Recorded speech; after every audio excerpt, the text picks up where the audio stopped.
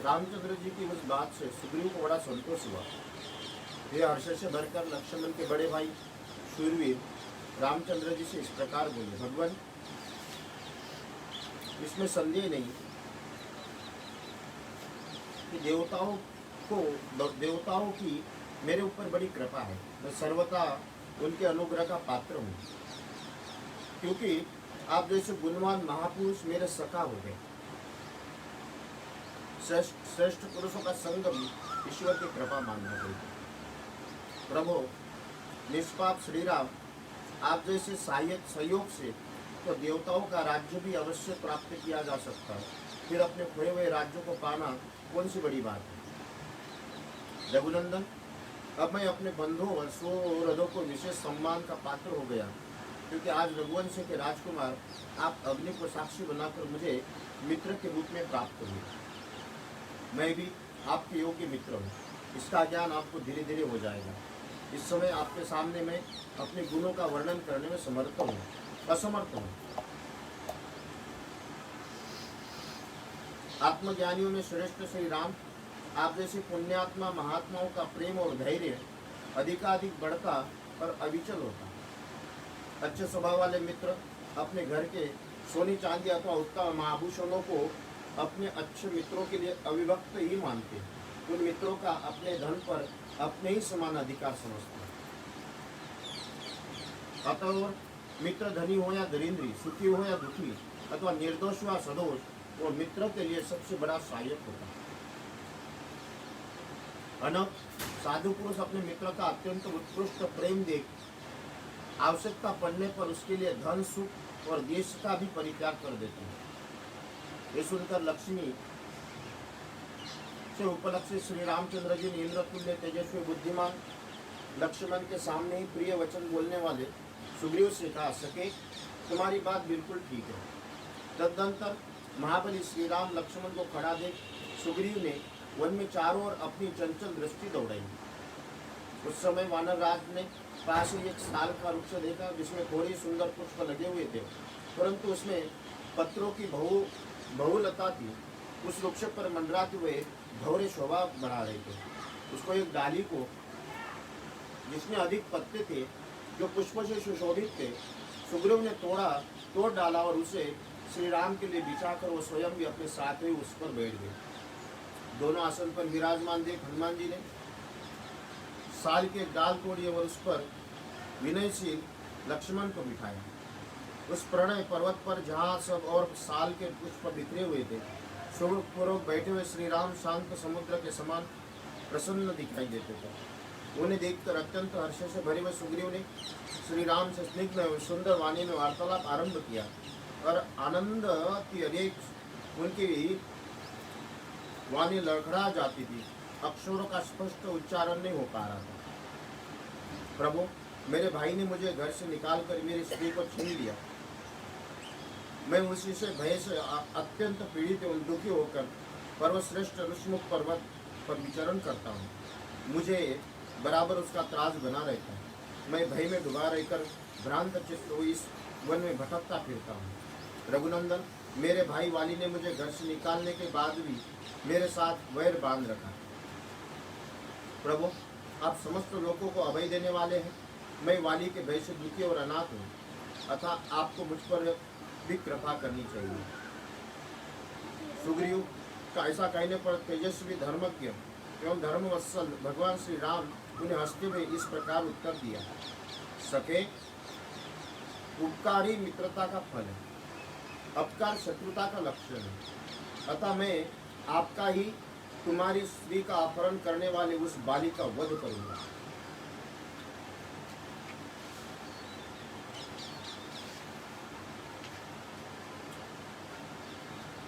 महाभाग, मेरे इन बाणों का तेज प्रचंड है। स्वर्णभूषित शर कार्तिकी उत्पत्ति स्थानभूत शरीर के वन के उत्पन्न हुए इसमें अभेद्य है। ये कंक पक्षी के परोस से युक्त है। इंद्र के वज्र की भांति अमोघ है। इनकी गांठें सुंदर और अग्रभाग तीखे रोज से भुजंगों से भांति हुए है। इन बाणों को तुम अपने वाली नामक शत्रु को, जो भाई होकर भी तुम्हारा बुराई कर रहा है, विदीर्ण हुए पर्वत की भांति मरकर पृथ्वी पर पड़ेगा। रघुनाथ जी की ये बात सुनकर वानर सेनापति सुग्रीव अनुपम प्रसन्नता प्राप्त हुई। उन्हें बारंबार साधुवाद देते हुए बोले, श्री राम, मैं शोक से पीड़ित हूँ।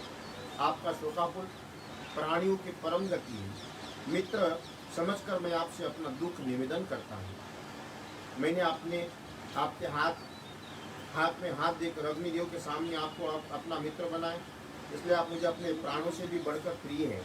ये बात मैं सत्य की शपथ खाकर कहता हूँ। आप मेरे मित्र हैं। आप पर पूर्ण विश्वास करके मैं अपने मित्र का दुख जो सदा मेरे मन की व्याकुल किए रहता, मैं आपको बता रहा हूँ। इतनी बात कहते कहते सुग्रीव के नेत्रों से आंसू भर आए। उनकी वाणी अश्रु गदगद हो गई, इसलिए वो उच्च स्वर में बोलने में समर्थ न हो सके। और तत्पश्चात सुग्रीव से सहसा बढ़े हुए नदी के वेग के समान उमड़े हुए आंसू को वेग से श्री राम के समीप धैर्यपूर्वक रोका। आंसुओं को रोककर अपने दोनों सुंदर नेत्रों को पहुँचने के पश्चात तेजस्वी सुग्रीव पुनः लंबी सांस खींचकर रघुनाथ जी से बोले, श्री राम, पहले की बात है, बलिष्ठ बाली ने कटुवचन सुनाकर बलपूर्वक मेरा तिरस्कार किया, अपने राज्य पद युवराज पद से नीचे उतार दिया। इतना ही नहीं, मेरे स्त्री को भी, जो मुझे प्राणों से भी अधिक प्रिय है, उसे छीन लिया। जितने मेरे सुहृद थे उन सबको कैद में डाल दिया। रघुनंदन, इसके बाद भी वो दुरात्मा वाली मेरे विनाश के लिए यत्न करता रहता है। उसके भेजे हुए बहुत से वानरों का मैं वध कर चुका हूँ।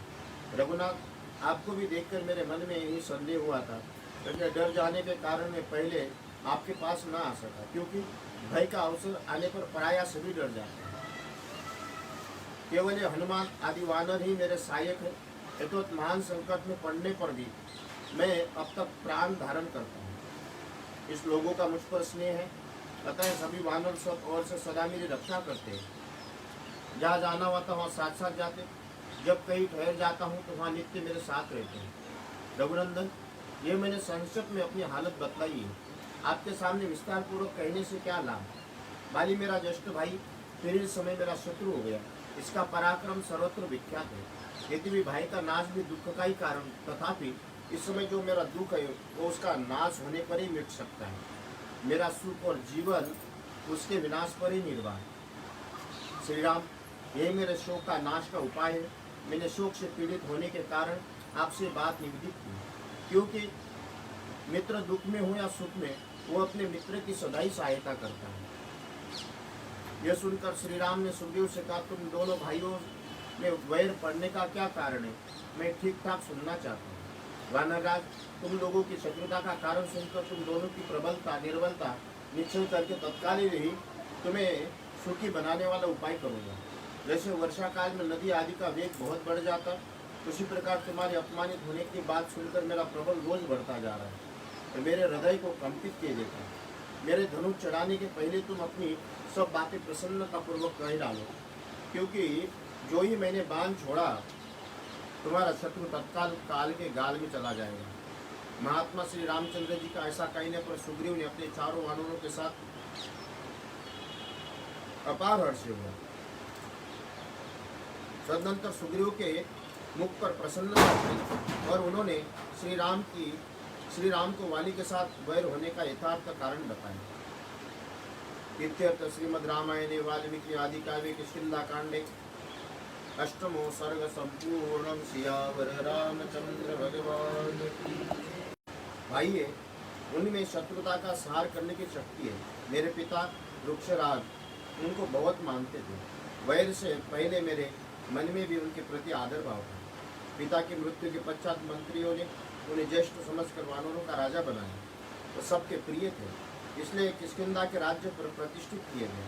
वो पितामह के विशाल राज्य का शासन मैं हर समय विनीत भाव से दास की भांति उनकी सेवा में लगाया। उन दिनों मायावी नामक एक तेजस्वी दानव रहता था, तो मैं दानव का पुत्र दुंदुभी का बड़ा भाई, उसके साथ वाली का स्त्री के कारण बहुत बड़ा वैर हो गया था। एक दिन आधी रात के समय जब सब लोग सो गए, मायावी किष्किंधापुरी के दरवाजे पर आया और क्रोध से भरकर गर्जने तथा वाली को युद्ध के लिए ललकारने लगा। उस समय उदित हुए चंद्रमा ने हमारे मार्गों को भी प्रकाशित कर दिया था। आगे जाने पर धरती में एक बहुत बड़ा बिल था जो घास फूस से ढका हुआ था। उसमें प्रवेश करना अत्यंत कठिन था। वह असुर बड़े वेग से उस बिल में जा घुसा। वहां पहुंचने पर हम दोनों ठहर गए। शत्रु को बिल के अंदर घुसा हुआ देख वाली के क्रोध के सीमा न रही। उसकी सारी इंद्रियां शुद्ध हुई। वो मुझसे इस प्रकार बोला, सुग्रीव, जब तक मैं इस बिल के भीतर प्रवेश करके युद्ध में शत्रु को मारता हूँ, तब तक तुम आज इसके दरवाजे से खड़े रहे। ये बात सुनकर मैंने शत्रुओं को संताप देने वाले वाली से स्वयं भी साथ चलने की प्रार्थना की, किंतु वो अपने चरणों की सौगंध दिलाकर अकेले बिल में घुसे। बिल के भीतर गए हुए 1 माह 1 साल से अधिक समय बीत गया और बिल के दरवाजे पर खड़े खड़े मेरा अभी उतना ही समय निकल गया। जब तक इतने दिनों तक मुझे भाई का दर्शन नहीं हुआ, तब मैंने समझा कि मेरा भाई गुफा में ही कहीं खो गया। पर्वतों के समान पत्थर की चट्टान रख दी। उसे बंद करके भाइयों को जलांजलि दे शोक से व्याकुल हुआ किष्किंधापुर में लौट आया। सके, यद्यपि मैं इस यथार्थ बात को छिपा रहा था, तथापि मंत्रियों ने यत्न करके सुन लिया। तब उन सब ने मिलकर मुझे राज्य पर अभिषिक्त कर दिया। रघुनंदन, मैं न्यायपूर्वक राज्य का संचालन करने लगा। इसी समय अपने शत्रुभूत उस दानवों को मारकर वानराज वाली घर लौटे। लौटने अभिषिक्त हुआ देख उनकी आंखें क्रोध से लाल हो गई। मेरे मंत्रियों को उन्होंने कैद कर लिया, उन्हें कठोर बातें सुनाई। रघुवीर, यद्यपि मैं स्वयं भी उस पापी को कैद करने में समर्थ था, तो भी भाई के प्रति गुरुभाव होने के कारण मेरे बुद्धि में ऐसा विचार नहीं हुआ। इस प्रकार शत्रु का वध करके मेरे भाई ने उस समय नगर में प्रवेश किया। उस महात्मा का सम्मान करते हुए मैंने यथोचित रूप से उनके चरणों में मस्तक झुकाया, तो भी उन्होंने प्रसन्न चित्त से मुझे आशीर्वाद के मुकुट से उनके दोनों चरणों का स्पर्श किया, तो भी क्रोध के कारण वही बाली मुझ पर प्रसन्न नहीं हुआ। इत्यर्थ श्रीमद् रामायणे वाल्मीकि आदि काव्ये किष्किंधाकांडे पूर्णम सियावर। तदनंतर क्रोध से अविष्ट तथा विशुद्ध होकर आए हुए अपने बड़े भाई को अपने हित की कामना से मैं पुनः प्रसन्न करने की चेष्टा करने लगा। मैंने कहा, अनाथ नंदन, सौभाग्य की बात है कि आप सकुशल लौट आए। वो शत्रु आपके हाथ से मारा गया। मैं आपके बिना अनाथ हो रहा। अब एकमात्र आप ही मेरे नाथ हैं। ये बात बहुत सी तिलियों से युक्त तथा उचित हुए पूर्ण चंद्रमा के समान श्वेत छत्र मैं आपके मस्तक पर लगाता हूँ और चवर डुलाता हूँ। आप इन्हें स्वीकार करें। वानर राज में बहुत दुखी होकर 1 वर्ष तक उसे बिल के दरवाजे पर खड़ा रहा। उसके बाद बिल के भीतर से खून की धारा निकली। द्वार पर वो रक्त देखकर मेरा हृदय शोक से उद्विग्न उठा। मेरी सारी इंद्रियां अत्यंत व्याकुल हो गई। तब बिल के द्वार पर्वत शिखर से ढककर मैं उस स्थान से हट गया, पुनः किष्किंधापुर में चला आया। यहाँ विषाद पूर्वक मुझे अकेला लौटा देख पूर्ववासियों और मंत्रियों ने इस राज्य पर मेरा अभिषेक कर दिया। मैंने स्वेच्छा से इस राज्य को नहीं ग्रहण किया, अतः अज्ञानवश होने वाले मेरे इस अपराध को आप क्षमा करें। आप ही यहाँ के सम्मानीय राजा है। मैं सदा आपका पूर्वज सेवक हूँ। आपके वियोग से ही राजा के पद पर मेरी नियुक्ति हो गई। मंत्रियों और पूर्ववासियों तथा नगर सहित आपका ये सारा अकंटक राज्य मेरे पास धरोहर के रूप में रखा है। अब मैं इसे आपकी सेवा में लौटा रहा हूँ। सौम्य शत्रुदासुदन, आप मुझ पर क्रोध न करें। राजन, मैं इसके लिए मस्तक झुकाकर प्रार्थना करता हूँ, हाथ जोड़ता हूँ। मंत्री और पूर्ववासियों ने मिलकर जबरदस्ती से मुझे इस राज्य पर बिठाया। वो मैंने इसलिए किया कि राजा से सहित राज्य देकर कोई शत्रु उसे जीतने की इच्छा से आक्रमण न करे। मैंने ये सारी बड़ी प्रेम से कही थी, किंतु उस वानर ने मुझे डांट कर कहा, तुझे धिक्कार है, जो कहकर मुझे और भी बहुत सी कठोर बातें सुनाई। तत्पश्चात उसने प्रजाजन और सामान्य मंत्रियों को बुलाया। सरहदों के बीच में मेरे प्रति अत्यंत निंदित वचन कहा। ये बोला, आप लोगों को मालूम होगा कि एक दिन रात में मेरे साथ युद्ध करने की इच्छा से मायावी नामक महान असुर यहाँ आया था। उसने क्रोध में भरकर पहले मुझे युद्ध के लिए ललकारा। उसको ललकार सुनकर मैं राक्षस भवन से निकल पड़ा, राजभवन से निकल पड़ा। उस समय क्रूर स्वभाव वाला मेरा भाई भी तुरंत ही मेरे पीछे पीछे आया। यद्यपि वो असुर बड़ा बलवान था, तथापि मुझे एक दूसरे सहायक के साथ देखते भयभीत हो उस रात में भाग चला। हम दोनों भाइयों को आते देख वो बड़े वेग से दौड़ा, एक विशाल गुफा में घुसा। उस अत्यंत भयंकर विशाल गुफा में उस असुर को घुसा हुआ जानकर मैंने भी अपने क्रूरदर्शी भाई से कहा, सुग्रीव इस शत्रु को मारे बिना मैं यहाँ से किष्किंधापुरी में लौट चलने में असमर्थ हूँ। अतः जब तक मैं इस असुर को मारकर लौटता न हूँ, तब तक तुम इस गुफा के दरवाजे पर रहकर मेरी प्रतीक्षा करो। ऐसा कहकर ये तो यहाँ खड़ा ही है, ऐसा विश्वास करके मैं उस अत्यंत दुर्गम गुफा के भीतर प्रविष्ट हुआ। भीतर जाकर उस दानव की खोज करने लगा। ये इसी में मेरा वहाँ 1 वर्ष का समय व्यतीत हो गया। इसके बाद मैंने उसे भयंकर शत्रु को देखा। इतने दिनों तक उसके न मिलने से मेरे मन में कोई क्लेश उदासीनता नहीं थी। मैंने उसे उसके समस्त बांधों से काल के गाल में डाल दिया। उसके मुख से और छाती से भी भूतल पर रक्त का ऐसा प्रवाह जारी हुआ जिसमें वो सारी दुर्गम गुफा भर गई। इस तरह उस पराक्रमी शत्रु का सुखपूर्वक वध करके जब मैं लौटा तो मुझे निकलने का कोई मार्ग नहीं दिखाई देता, क्योंकि वीर का दरवाजा बंद कर दिया था। मैंने सुग्रीव सुग्रीव कहकर बारंबार पुकारा, किंतु कोई उत्तर नहीं मिला। इसमें मुझे बहुत बड़ा दुख हुआ। मैंने बारंबार लात मारकर किसी तरह उस पत्थर को पीछे की ओर ढकेला। इसके बाद गुफा द्वार से निकलकर यहाँ की राह पकड़ने में इस नगर में लौटा हूँ। ये सुग्रीव ऐसा क्रूर और निर्दयी कि इसमें भातृ प्रेम को भुला दिया और सारा राज्य अपने हाथ में कर लेने के लिए मुझे उस गुफा के अंदर बंद कर दिया। ऐसा कहकर वानरराज वाली ने निर्भयतापूर्वक मुझे घर से निकाल दिया। उस समय मेरे शरीर पर एक ही वस्त्र रह गया था। रघुनंदन, उसने मुझे घर से तो निकाल दिया, मेरी स्त्री को भी छीन लिया। उनके भय से मैं वनों और समुद्रों सहित सारी पृथ्वी पर मारा फिरता रहा। अंततो गत्वा में भार्या हरण से दुख से दुखी इस श्रेष्ठ पर्वत ऋषमुख पर्वत चला आया, क्योंकि एक विशेष कारणवश वाली के लिए ये स्थान पर आक्रमण करना बहुत कठिन है। रघुनाथ जी, ये वाली के साथ मेरे वैर पड़ने की विस्तृत कथा है। ये सब मैंने आपको सुना दी। देखिए, बिना अपराध के मुझे सब संकट भोगना पड़ता है।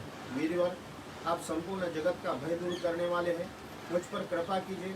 वाली का दमन करके मुझे उससे भय से बचाइए। सुग्रीव, ऐसा कहने पर धर्म की ज्ञाता परम तेजस्वी रामचंद्र जी ने उसे हंसते हुए भी ये धर्मयुक्त तो वचन कहना आरंभ किया। मित्र, ये मेरे सूर्य के समान तेजस्वी तीखे बाण अमोघ है। मैं दुराचारी वाली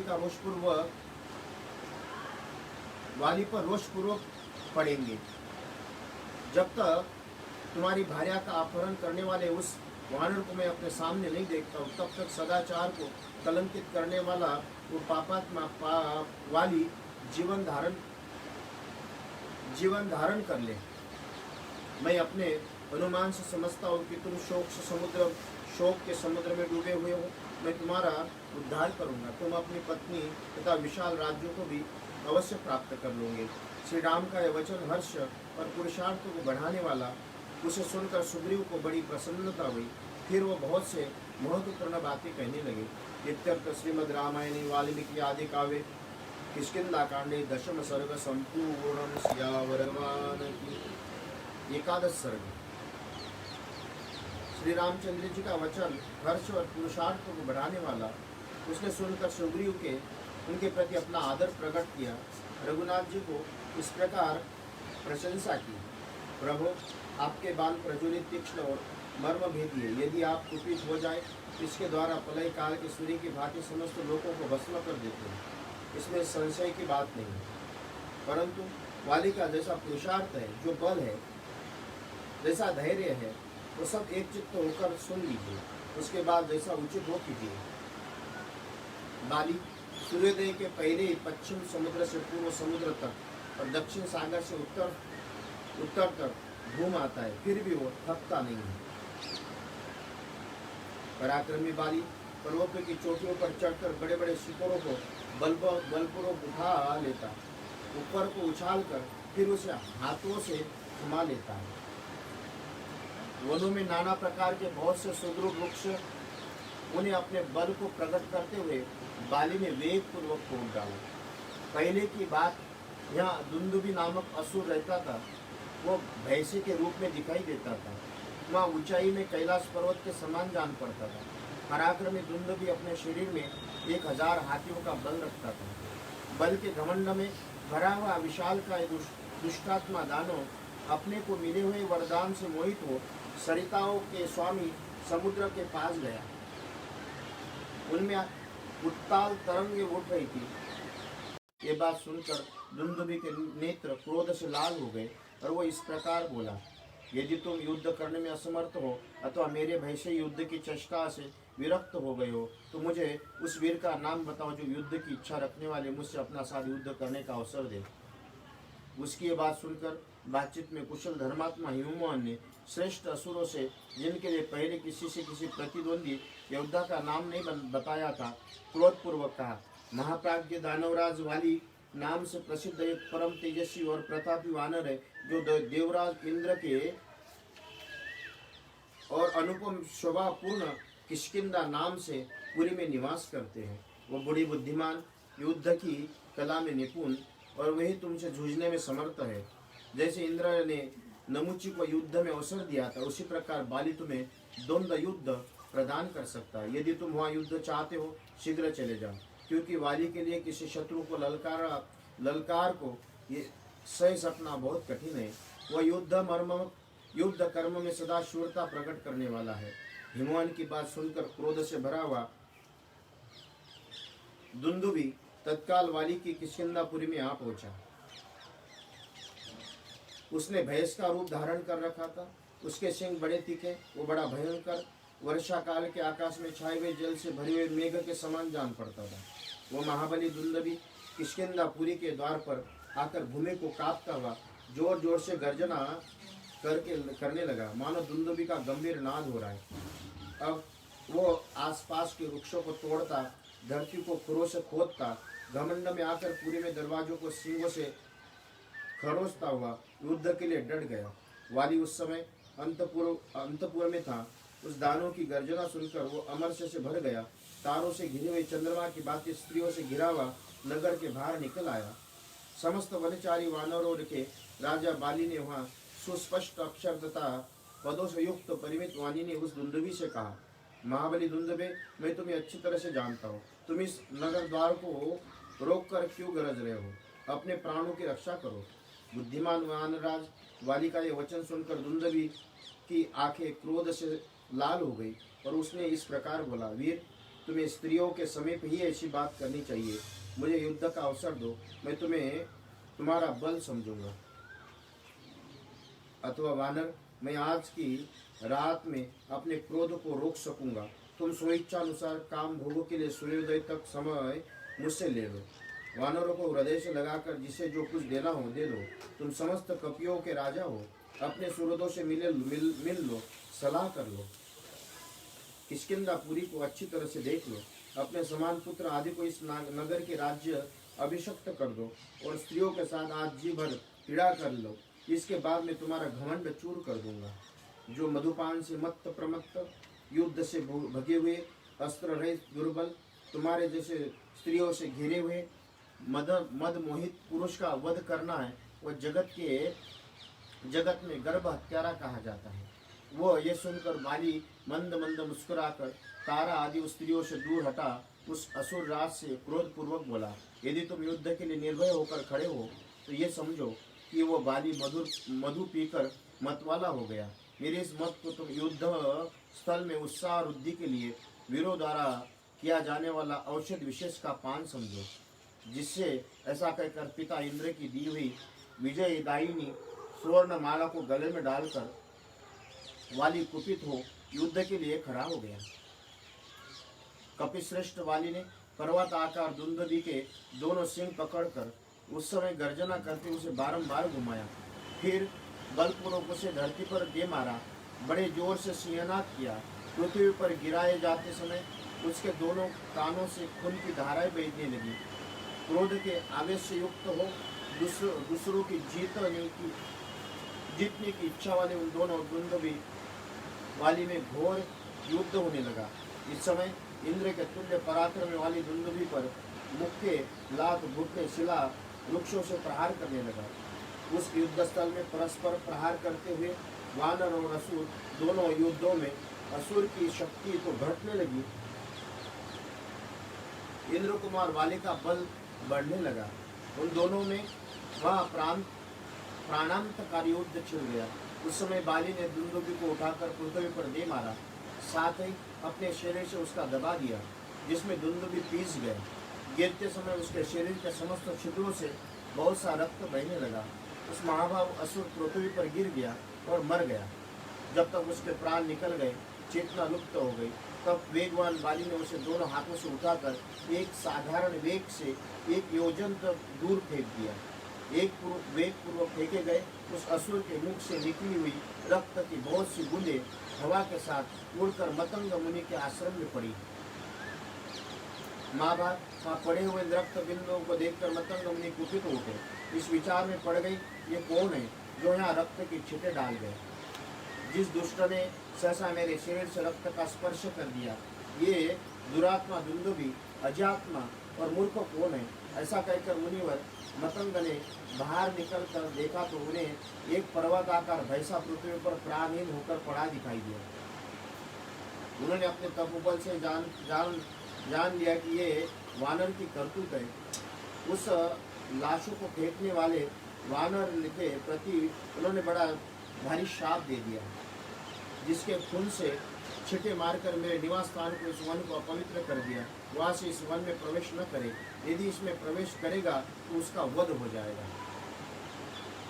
इस अवसर के शरीर को इधर उधर फेंक कर जिसने इस वृक्ष को तोड़ डाला, वो दुर्बुद्धि यदि मेरे आश्रम के चारों ओर से पूरे 1 योजन तक की भूमि पैर रखेगा तो अवश्य अपने प्राणों से हाथ धो बैठेगा।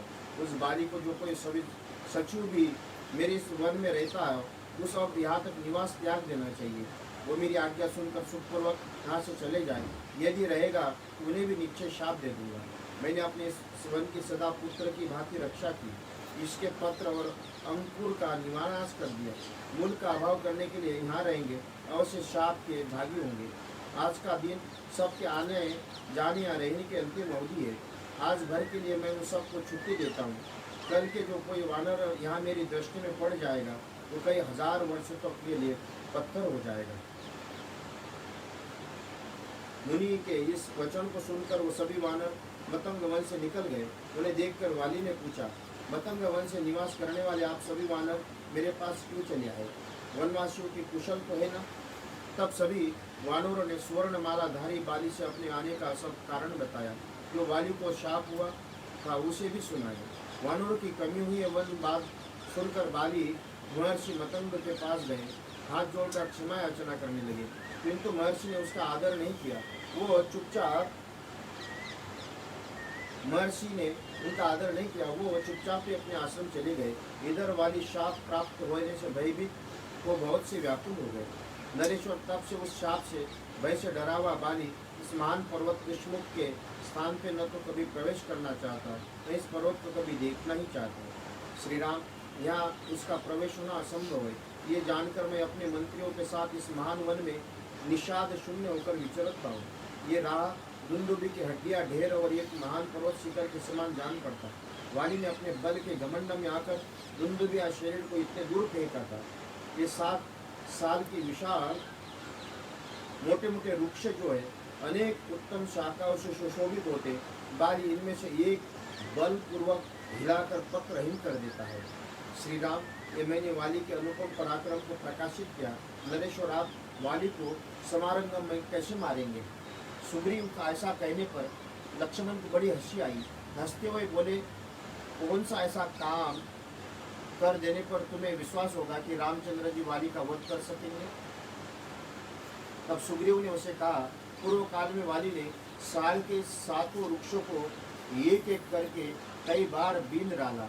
अतः श्री रामचंद्र जी भी यदि इनमें से किसी एक वृक्ष को एक ही बाण से छेद डालेंगे तो इसलिए इनका पराक्रम देखकर मुझे वाली को मारे जाने का विश्वास हो जाएगा।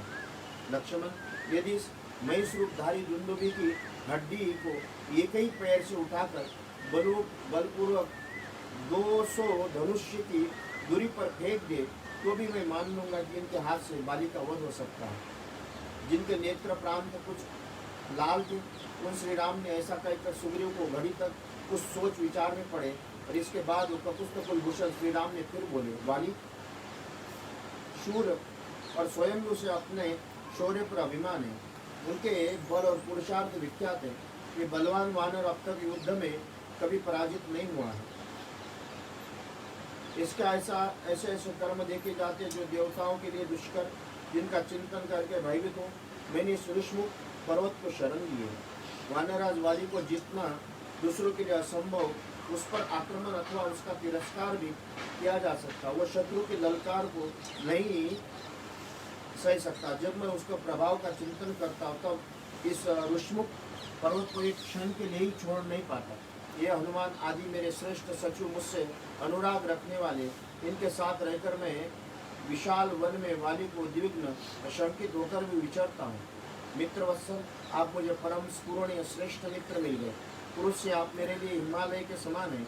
मैं आपका आश्रय ले चुका हूँ, इसलिए अब मुझे निर्भय हो जाना चाहिए। किंतु रघुनंदन, मैं उन बलशाली दुष्ट भ्राता के बल पराक्रम को जानता हूँ। समर भूमि में आपका पराक्रम मैंने प्रत्यक्ष नहीं देखा। प्रभु, अवश्य वाली से आपकी तुलना नहीं करता हूँ, न तो आपको डराता हूँ, न आपका अपमान ही करता हूँ। वाली का भयानक कर्मों ने ही मेरे हृदय में कातरता उत्पन्न कर दी। रघुनंदन, निश्चय ही आपकी वाणी मेरे लिए प्रमाणभूत है, विश्वसनीय है, क्योंकि आपका धैर्य, आपकी ये दिव्य आकृति गुण स्वराग से ढकी हुई आग के समान आपके उत्कृष्ट तेजों को सूचित करता है। महात्मा सुग्रीव को ये बात सुनकर भगवान श्री राम पहले से मुस्कराए, फिर उनकी वानर की बात का उत्तर देते हुए बोले, वानर, यदि तुम्हें इस समय पराक्रम के विषय में हम लोगों पर विश्वास नहीं होता तो युद्ध के समय हम तुम्हें उसका उत्तम विश्वास कैसे करा देंगे। ऐसा कहकर सुग्रीव को सांत्वना देते हुए लक्ष्मण के बड़े भाई महाबाहु बलवान श्री रघुनाथ जी ने खिलवाड़ में ही दुंदुभी के शरीर को अपने पैरों के अंगूठे से टांग लिया और उस असुर के उस सूखे हुए कंकाल को पैर के अंगूठे से ही 10 योजन दूर फेंक दिया। उसके शरीर को फेंका गया देख सुग्रीव ने लक्ष्मण और वानर के सामने ही तपते हुए सूर्य के समान तेजस्वी वीर श्री रामचंद्र जी ने पुनः ये अर्थ भरी बात कही, सखे, मेरा भाई वाली उस समय मदनमत्त और युद्ध से थका हुआ था और दुंदुभी का ये शरीर खून से भीगा हुआ था, मासूक था, नया था। इस दशा में उनसे इस शरीर को पूर्व काल में दूर फेंका था। परंतु रघुनंदन, इस समय ये मांसहीन होने के कारण तिनके के समान हल्का हो गया और आपने हर्ष उत्साह युक्त होकर इसे फेंका है। अतः श्री राम लाश को फेंक कर भी ये नहीं जान पड़ता कि आपका बल अधिक है या उसका, क्योंकि वो गीला था, वो सूखा था। इन सब दोनों अवस्था में महान अंतर है। तात आपके और बल में वही संशय अब तक बना रह गया। अब एक साल वृक्षों को विदीर्ण कर देने पर दोनों के बलाबल का स्पष्टीकरण हो जाएगा। आपका ये धनुष्य हाथी की फैली हुई सुंड के समान विशाल है। इस पर प्रत्यंचा चढ़ाई है। इसे कान तक खींचकर साल के वृक्षों को लक्ष्य करके एक विशाल बाण छोड़िए। इसमें संदेह नहीं कि आपका छोड़ा हुआ बाण इस साल वृक्षों को विदीर्ण कर देगा। राजन, अब विचार करने की आवश्यकता नहीं है। मैं अपने शपथ दिलाकर कहता हूँ, आप मेरे ये प्रिय कार्य अवश्य कीजिए। जैसे संपूर्ण तेजों के साथ सदा सूर्य देव ही श्रेष्ठ है, ऐसे बड़े बड़े पर्वतों के गिरिराज हिमवान श्रेष्ठ है।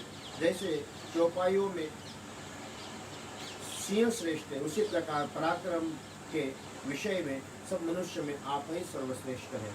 इत्यर्थ श्रीमद् रामायणे वाल्मीकि आदि काव्ये किष्किंधा कांडे 11 सर्ग संपूर्ण। सियावर रामचंद्र। सुग्रीव के सुंदर ढंग से कहे हुए इस वचनों को सुनकर महातेजस्वी श्री राम ने उन्होंने विश्वास दिलाने के लिए धनुष हाथ में लिया। दूसरों को मान देने वाले श्री रघुनाथ जी ने तो भयंकर धनुष्य एक बाण लेकर धनुष्य के टंकार से संपूर्ण दिशाओं को गूंजते हुए इस बाणों को साल वृक्ष की ओर छोड़ दिया। उस बलवान वीर शिरोमणि द्वारा छोड़ा गया वो देख वानर शिरोमणि सुग्रीव को बड़ा विस्मय हुआ। साथ ही उन्हें उन मनी मन बड़ी प्रसन्नता हुई। सुग्रीव ने हाथ जोड़कर धरती पर माथा टेका और रघुनाथ जी को साष्टांग प्रणाम किया। प्रमाण के लिए झुकते उसने कंठार हारी भूषण लटकते हुए दिखाई देते थे। श्री राम के उस महान कर्म से अत्यंत प्रसन्न उन्होंने सामने ही खड़े संपूर्ण अस्त्र देवताओं को श्रेष्ठ धर्मज्ञ शूरवीर श्री रामचंद्र जी से इस प्रकार कहा, पुरुष प्रवर भगवान, आप ही मेरे बाणों से स्वारंग में इंद्र से संपूर्ण देवताओं का वध भी करने में समर्थ है, फिर वाली को मारना आपके लिए कौन सी बड़ी बात है।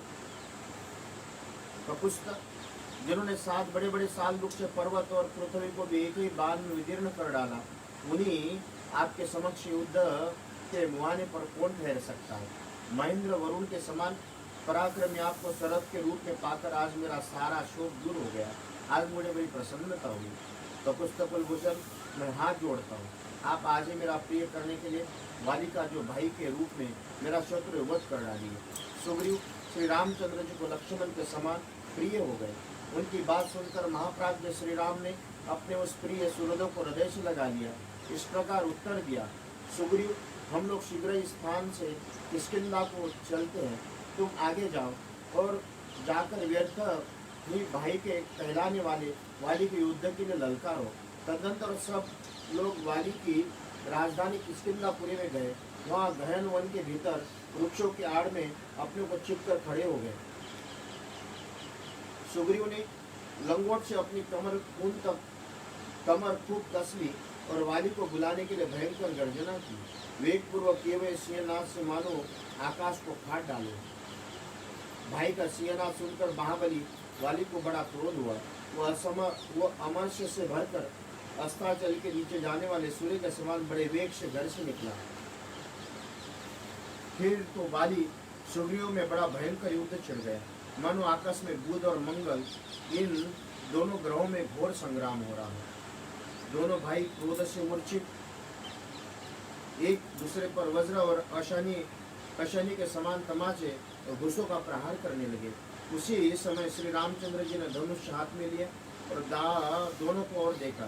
दोनों वीर अश्विनी कुमार की भांति परस्पर मिलते जुलते दिखाई दे रहे। श्री रामचंद्र जी को पता न चला इसमें कौन सुग्रीव और कौन वाली। इसमें कोई अपना वो प्राणांतकारी बाण छोड़ने का विचार स्थगित कर दिया। इसी बीच वाली ने सुग्रीव के पांव उखाड़ दिए और अपने रक्षक श्री रघुनाथ जी को न देखकर उष्मुख पर्वत की ओर भागा। वो बहुत थक गया था। उनका सारा शरीर लहूलुहान और प्रहार से जर्जर हो रहा था। इतने में वाली ने क्रोधपूर्वक उनका पीछा किया, किंतु मतंग मुनि के महान वन में घुस गया। सुग्रीव को उस वन में प्रविष्ट हुआ देख महाबली शाप से भय से वहाँ नहीं गया। जाओ तुम बच गए, ऐसा कहकर वहाँ से लौट आया।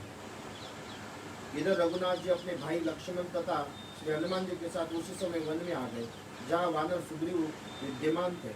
लक्ष्मण से श्री राम को आया देख सुग्रीव को बड़ी लज्जा हुई और पृथ्वी की ओर देखते हुए दीन वाणी में उसने बोला, रघुनाथ, आपने अपना पराक्रम दिखाया और मुझे ये कहकर भेजा कि आप जाओ वाली के युद्ध के लिए ललकारो। इस सब की वजाने पर आपने शत्रु से पिटवाया और स्वयं छिप गए। बताइए, इस समय आपने ऐसा क्यों किया? आपको उस समय सच सच बता देना चाहिए ताकि मैं वाली को नहीं मारूंगा। ऐसी दशा में मैं यहाँ से उसके पास नहीं जाता। महामना सुग्रीव जब दीन वाणी द्वारा इस प्रकार करुणाजनक बात कहने लगे, तब श्री राम उसे से बोले, तात सुग्रीव, मेरी बात सुनो, क्रोध को अपने मन से निकाल दो। मैंने क्यों नहीं बाण चलाया, इसका कारण बताओ। सुग्रीव, वेशभूषा कर चाल ढाल में तुम बाली दोनों एक दूसरे से मिलजुल थे। स्वर, कांति, दृष्टि, पराक्रम, बोल चालने के द्वारा भी मुझे तुम दोनों में कोई अंतर नहीं दिखाई देता। वानर श्रेष्ठ, तुम दोनों के रूप की इतनी समानता देखकर मैं मोह में पड़ गया। तुम पहचान न सका, इसलिए मैंने अपना महान वेगशाली शत्रु सारक बाण छोड़ दिया। मेरा वो भयंकर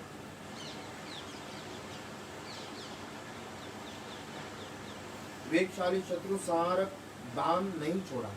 वो मेरा भयंकर बाण शत्रु के प्राण लेने वाला था, इसलिए तुम दोनों को समानता से संदेह में पड़कर मैंने उस बाण को नहीं छोड़ा। ऐसा सोच कहीं न हो कि हम दोनों के मूल उद्देश्य का ही विनाश हो जाए। वीर वानराज, यदि अनजाने में या जल्दबाजी में